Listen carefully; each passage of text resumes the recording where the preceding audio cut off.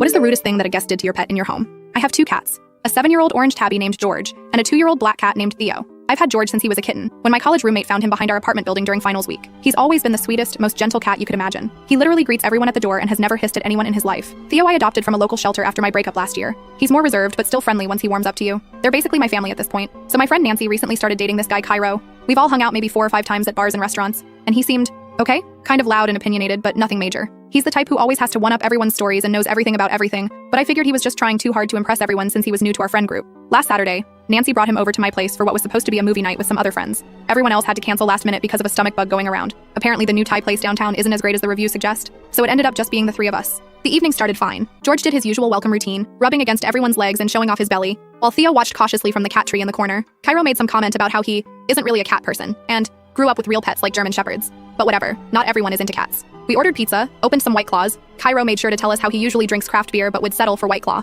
and put on the new show everyone's been talking about. About an hour in, I went to the kitchen to get more snacks and make some popcorn. I heard this weird sound from the living room, not quite a meow, more like a distressed chirp. At first I thought maybe George had just knocked something over. He sometimes gets excited when there's popcorn. But then I heard it again. When I came back, I found Cairo literally spraying George with my Plant Mister bottle that I keep on the coffee table. George was huddled in the corner near my TV stand, completely soaked and terrified, while Cairo was laughing like it was the funniest thing ever. "What are you doing?" I nearly dropped the entire bowl of popcorn. Cairo just shrugged like it was nothing. He kept trying to sit on the couch with us. Cats don't belong on furniture, they spread diseases. My mom never allowed it. You really shouldn't either, it's kind of gross. Nancy looked uncomfortable but didn't say anything. She just kept staring at her phone like she was trying to disappear into it. George, my sweet boy who had never hurt anyone, was literally shaking. Theo had disappeared completely. Found him hours later hidden behind the washer. Poor baby wouldn't even come out for treats. Are you kidding me? This is my house and these are my cats. You don't get to decide where they can and can't go. Who does this in someone else's home? Geez, calm down. Cairo rolled his eyes. It's just water. You're acting like I hurt him or something. Cats need discipline. They're animals, not people. You're obviously too soft with them. That's when I noticed George's food bowl was empty. Not just eaten, but gone. And his water fountain wasn't in its usual spot either. Where's George's bowl? And the water fountain? Oh, I put it all in the kitchen while you were in the bathroom earlier, Cairo said.